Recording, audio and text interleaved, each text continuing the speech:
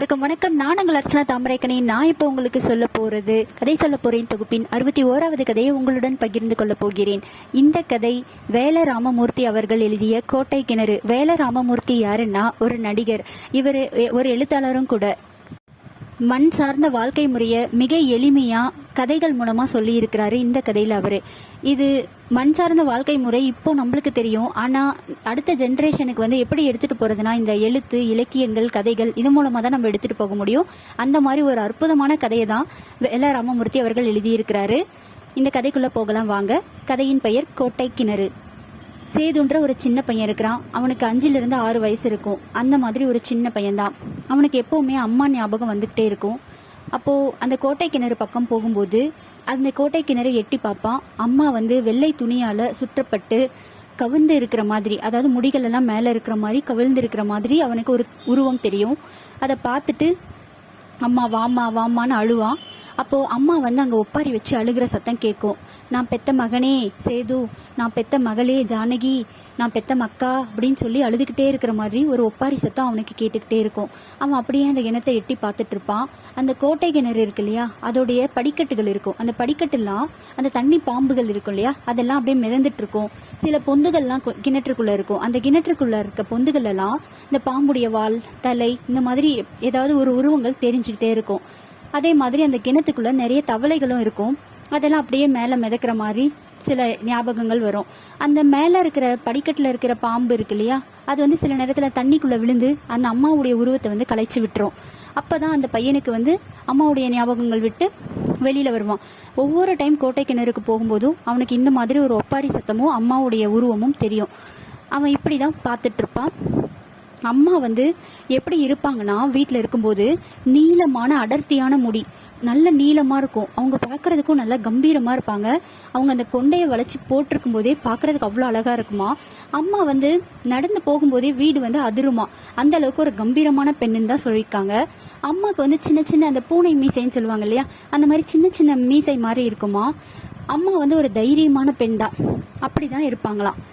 அம்மா மட்டும் இல்ல, அப்பாவுமே அழகுக்கு ஈக்குவலா தான். அம்மாவுடைய அழகுக்கு அப்பாவும் ஈக்குவலா இருப்பாராம். அப்பா நல்ல கதிர் வேஷ்டி, கதிர் சட்டை, மேல ஒரு பச்சை துண்டு, அதுல ஜரிகை வச்சு அந்த மாதிரி எல்லாம் போட்டிருப்பாராம். அந்த பெட்டியிலிருந்து சில நேரம் அந்த ஜரிகை துண்டெல்லாம் எடுத்து பையன் போட்டுக்கும் போது அம்மா பார்த்து சொல்லுவாங்களா, இளவரசன் மாதிரி இருக்கு அப்படின்னு சொல்லிட்டு. அப்போ அந்த அளவுக்கு அம்மா அந்த சின்ன பையன் மேல ரொம்ப பாசம் வச்சிருந்துருக்காங்க. அந்த வீட்டுல வேற யார் இருக்காங்கன்னா, அந்த குட்டி பையன் இருக்கான் இல்லையா சேது, அவனுடைய அக்கா ஜானகி அக்கா இருக்கிறாங்க. அது மட்டும் இல்லாம அப்பாவுடைய அம்மா இருக்கிறாங்க, அதாவது அப்பத்தா. அவங்க அங்கம்மா அப்படின்னு சொல்லுவாங்க. இந்த அங்கம்மா பாட்டு எப்படி இருப்பாங்கன்னா, பார்க்கறதுக்கே அப்படியே பொன்னிறமா இருப்பாங்க. அவங்க காதில் அந்த தண்டட்டின்னு சொல்லுவாங்க இல்லையா, அது போட்டிருப்பாங்க. அந்த தண்டட்டியோட நிறமும் அவங்களுடைய ஸ்கின்னோட நிறமும் ஒரே மாதிரி மினுக்குமா. அந்த அளவுக்கு அவங்க பளபளப்பா இருப்பாங்களாம் வயசானா கூட.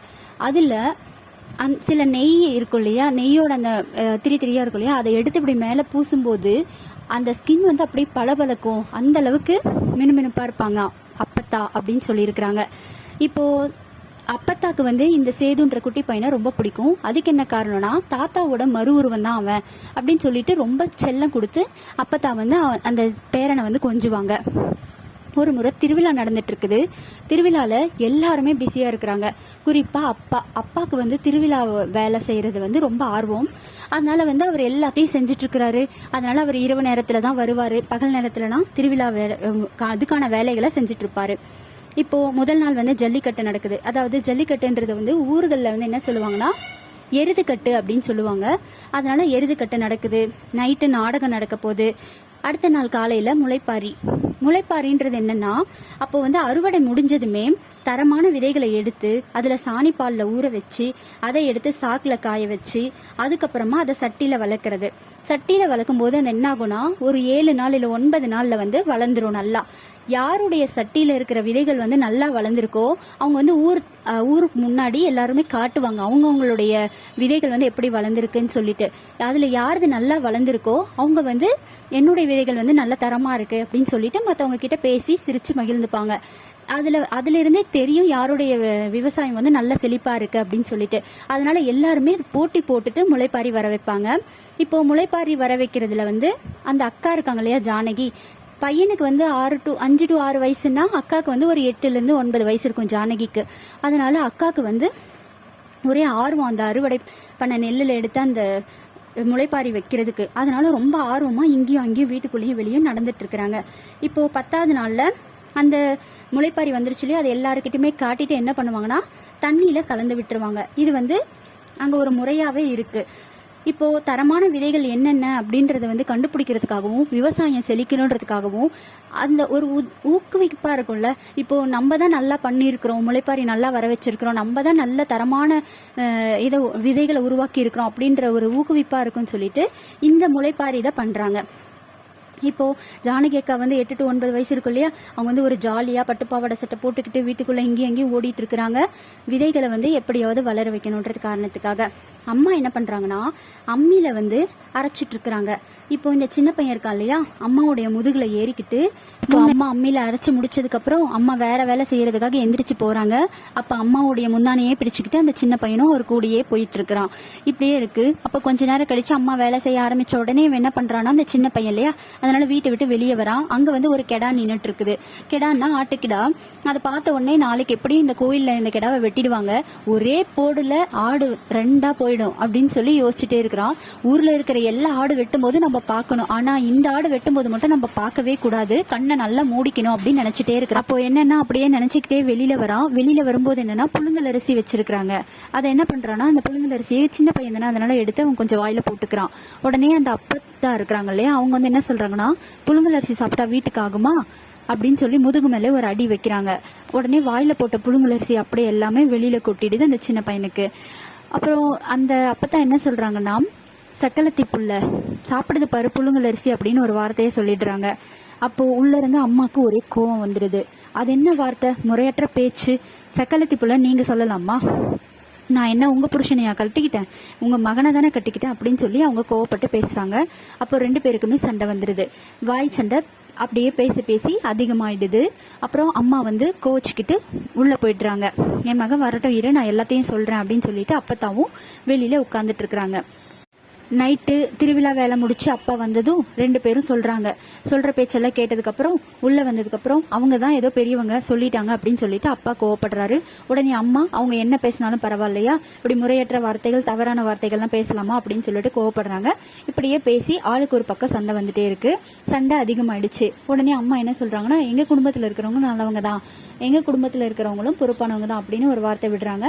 அப்படியே அது சண்டை வந்து பெருசாயிட்டே போயிடுது. காலையில விடிகாலம் ஆகுது. விடிகாலம்னா இருட்டு, அதாவது இருட்டே போகவே இல்லை. அப்போ வந்து ஜானகி அக்கா அந்த சின்ன பையன் இருக்கான் இல்லையா அவனை எழுப்புறாங்க. எழுடா சேது தம்பி எழு அப்படின்னு சொல்லி எழுப்புறாங்க. உடனே அவன் சின்ன பையன் முழிக்க முடியாம அப்படியே எந்திரிக்கிறான். அப்போ வந்து அந்த அக்கா ஜானகி அக்கா என்ன சொல்றான்னா அம்மா கிணத்துல செத்து மிதக்குதான், வாடா சீக்கிரம் அப்படின்னு சொல்லி கூப்பிடுறாங்க. உடனே அந்த பையன் பதட்டத்துல எந்திரிச்சு நின்னதும் அவன் பாதி தூக்கத்துல இருக்கான். சின்ன பையன் இல்லையா, 4 to 5 வயசு தான் இருக்கும். அந்த பையனுக்கு என்ன பண்றதுன்னே தெரியல. அம்மா செத்து மிதக்கிறான்னு கேட்டதுக்கு அப்புறம் பதட்டத்துல அப்படியே நின்ன இடத்துல இருந்தே யூரின் போயிடுறான். அப்புறம் தான் அவனுக்கு ஒரு தெளிவு வருது. 2 பேரும் வேகமா ஓடுறாங்க. அந்த கோட்டை கிணறு இருக்கு இல்லையா அந்த இடத்துக்கு போறாங்க. அங்க போய் பார்த்தா ஊர் மக்கள் எல்லாம் குவிஞ்சுக்கிறாங்க. அங்க நிறைய பேர் வந்து அழுதுட்டு இருக்கிறாங்க. என்ன நடந்துச்சுன்னு இந்த பசங்களுக்கு ஒண்ணுமே புரியல. வேகமா போய் எட்டி பார்க்கும்போது அம்மா வந்து வெள்ளை புடவையில ஃபுல்லா சுத்தப்பட்டு அப்படியே குப்புற விழுந்து கிடக்குறாங்க. அம்மாவுடைய முடிகள் மட்டும் அந்த தண்ணியில படர்ந்துருக்கு. அம்மா மேல வந்து ஒரு தவளை இருக்கு.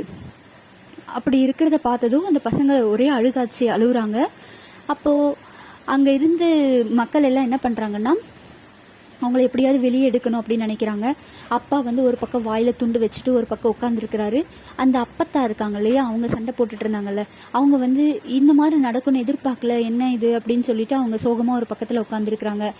இப்போ ஃபைனலா முருகேசன் மாமா வந்து உள்ள இறங்கி அந்த ஏணியெல்லாம் இதெல்லாம் போட்டு மேல எடுத்துட்டு வராங்க அம்மாவை. அப்போ என்ன எழுதியிருக்கிறாருன்னா ஏணியுடன் மேலே வந்ததா அம்மா அப்படின்னு எழுதியிருக்கிறாங்க. இப்ப கூட அந்த பசங்க என்ன நினைக்கிறாங்கன்னா அம்மா உயிரோட தான் இருப்பாங்க, அவங்க வந்துருவாங்க அப்படின்னு தான் நினைக்கிறாங்க.